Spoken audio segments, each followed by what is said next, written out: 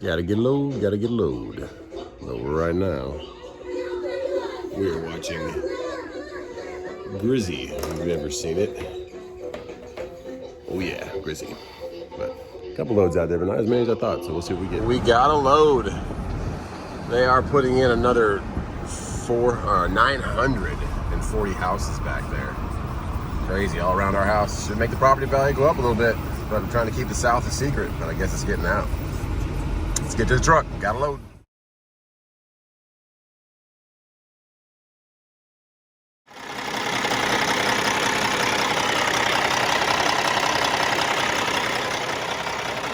No leaks. That's what we're looking for.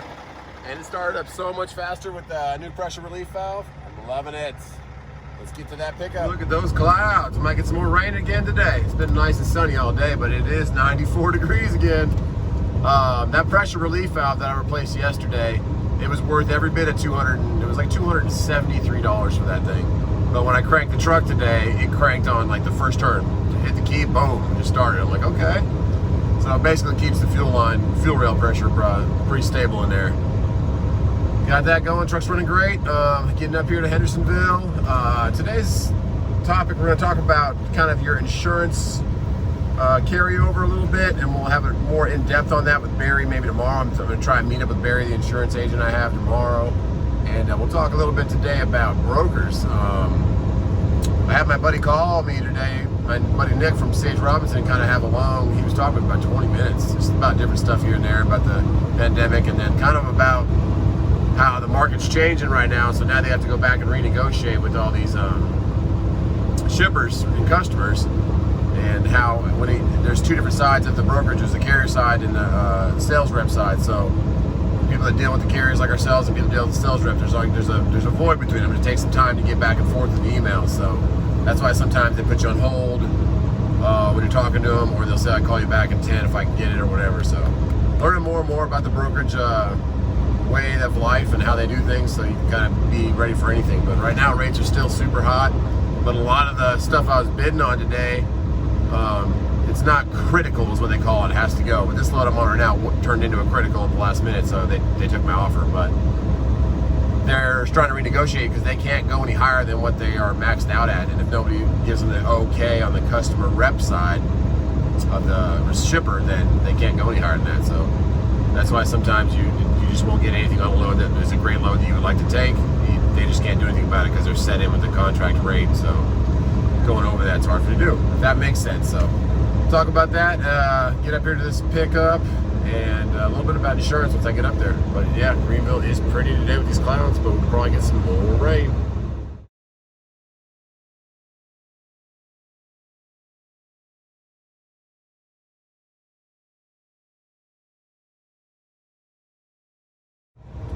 Coming into North Carolina, poor JB guy, hope he's okay. I don't know what engine he's running, but that clip I showed before this, that power only email I got, that is not worth it. You'd rather rent a trailer for $500 a month than do power only for $1.80 only on loaded miles. So half the time when you're doing power only, I don't know from experience. I just have heard the stories, and I've been there in shipping and receiving offices when guys are dropping and hooking, and they're like, I've never seen a guy just come in there and the trailer's already ready to go and he takes off. A lot of times they'll be able to drop if they're delivering, but picking up a trailer, a lot of the times they're like a live load. They're there waiting for that trailer to get loaded also before they can take off and go. They don't just drop it empty and pick up the loaded. So I mean, that works a lot of times sometimes, but a lot of times they're like a live load. They're waiting to get loaded just like me. So $1.80 on loaded miles, that is not a great deal unless you just absolutely can't get a trailer.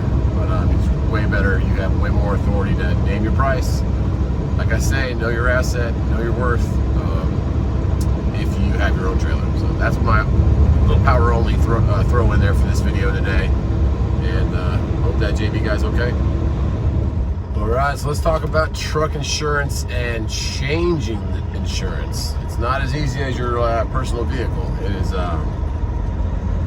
quite the process because there's FMCSA filings, they call it. So, and C.H. Robinson has another one. It's called RMIS, which is like some kind of insurance portal that they can check if your insurance is current or not. So it's a separate certificate that has to be filed to them. So there's all kinds of different things you got to do.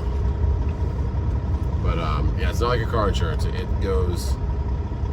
It's quite the process. So if that wasn't already filed quickly, then if that lapse in C.H. Robinson wouldn't work with you, it prevents you from working with these brokers, what it does. So you want to kind of have it set up before you lapse on it and get switched over. So Progressive will end on the 25th, and when they cancel it, they send a form to the FMCSA, and then my new insurance has to also send a form saying, okay, we're picking it up. So they're doing all that. Barry's taking care of it for me, and then after that, each different brokerage needs to have a certificate of insurance, which lets them be named on your policy. So they have to have their address and company name on each one of these certificates. Now I got to switch over every brokerage I have, which isn't that many. I have like C.H. Robinson, JB, Coyote, Convoy, Uber, TQL, and Allen Lund. So I think that's the only brokerages I work with right now. JB, I think I already said that one. But so yeah, switching your insurance over is quite the process, but if it's going to save you 10 grand a year, it's worth the headache. But Barry's making it go nice and smooth. I might actually see him again tomorrow because I'm heading down to Jacksonville with this load, and he will be in Savannah area. So if I don't get a load out of Jacksonville or Savannah, or if I don't get a load out of Jacksonville, I'll head up to Savannah. So I'll see him either way. So maybe I'll get some food with him, depending on the time frame. But yeah, we are back at the Apple or Lemon. I think I had lemonade here last time. This is where I pick up and take those West Palm Beach loads. Now we'll see what we're getting going to Jacksonville. I'm going to CNS Wholesale. Not my favorite place, but hey, it's in Jacksonville, so I don't have to go all the way down to Florida. So I'll have 0 to minimal deadhead coming out of there, which is awesome. Let's see, I think that Volvo is in the very end, so I'm going to have to get next to KTL here. You have to park before you can check in, so. There's the Cobra. It's back. There it is. Came through here ripping last time. All right, well, I'm gonna get checked in, and then that's insurance. Short video today, but hey, something's better than nothing, and we will be in Jacksonville tomorrow. All right, God bless, guys. A lot of you guys ask what the APU is, but whenever I stop, it's still 90 degrees up here.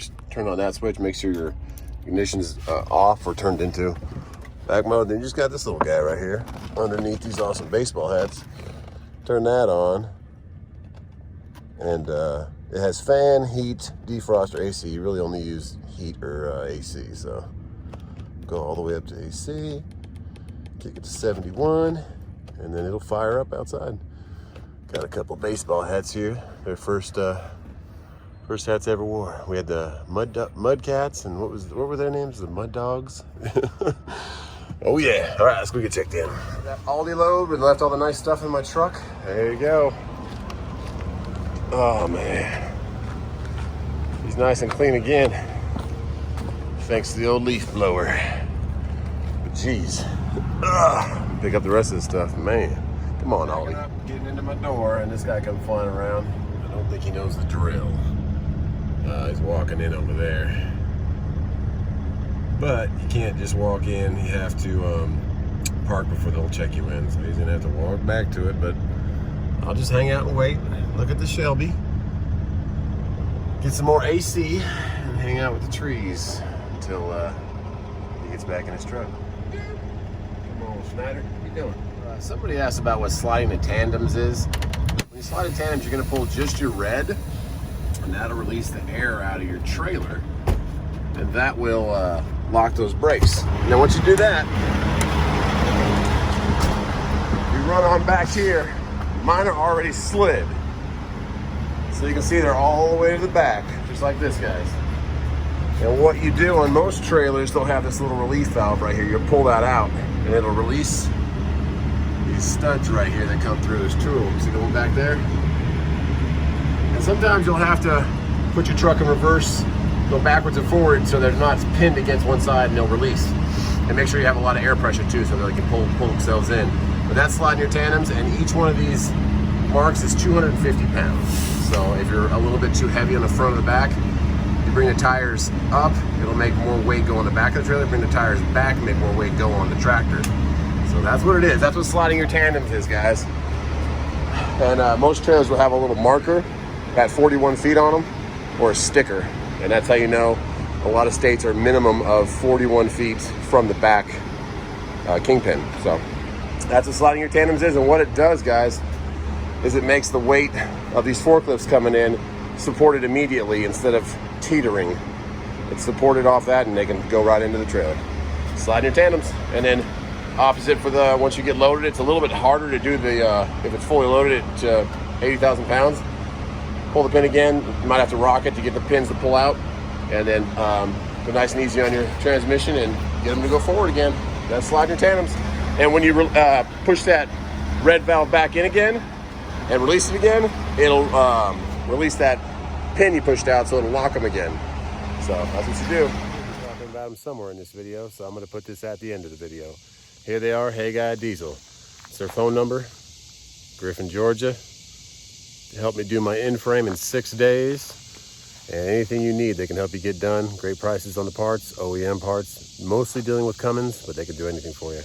God bless, and thanks, Hey Guy, for helping me out.